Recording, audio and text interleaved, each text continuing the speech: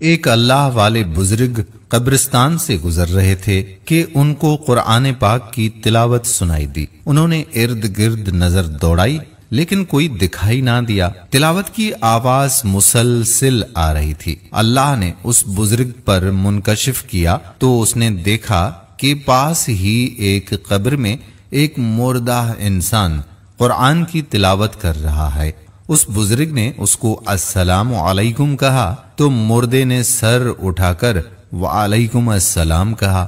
اس اللہ والے بزرگ نے پوچھا کہ ہم نے سنا ہے کہ مرنے کے بعد کوئی عمل نہیں ہوتا، دو ہی باتیں ہوتی ہیں، یا سزا ہوتی ہے یا پھر جزا، آرام یا عذاب، لیکن یہ نہیں سنا تھا کہ قبر میں بھی ذکر و افکار، تلاوت و تسبیح کرنی پڑتی ہے، اور آپ تو ماشاءاللہ قرآن پاک پڑھ رہے ہو۔ مردے نے کہا کہ جو انسان وفات پاتا ہے اس سے سب سے پہلے 3 سوال ہوتے ہیں، اگر وہ ان تینوں سوالات کے جواب دینے میں کامیاب ہو جاتا ہے تو اس کو کہا جاتا ہے کہ تم کو قبر میں اپنا وقت قیامت کے دن کے انتظار میں گزارنا ہے۔ جب تمام دنیا والے یہاں پہنچ جائیں گے تو قیامت قائم کر دی جائے گی۔ یہ قبر تمہاری آخری آرام گاہ ہے۔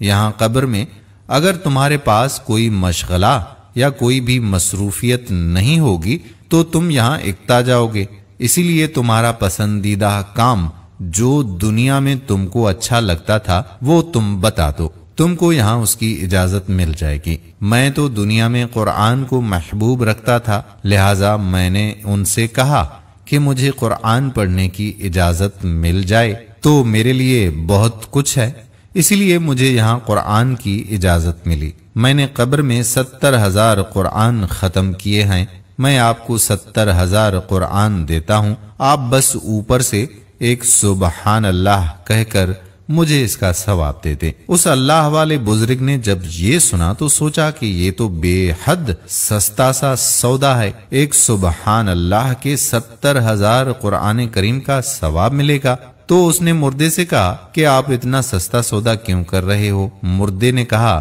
کہ تم جہاں سے باتیں کر رہے ہو وہاں دنیا ہے، دنیا میں سبحان اللہ کہنے کا بڑا ثواب ہے، میں جہاں ہوں اس کو آخرت کہتے ہیں، یہاں 70,000 قرآن کریم کا ایک سبحان اللہ کے برابر ثواب ہے۔ دوستو، اس وقت ہم دنیا میں ہیں، آئیے ہم بھی اس وقت سے فائدہ اٹھائیں۔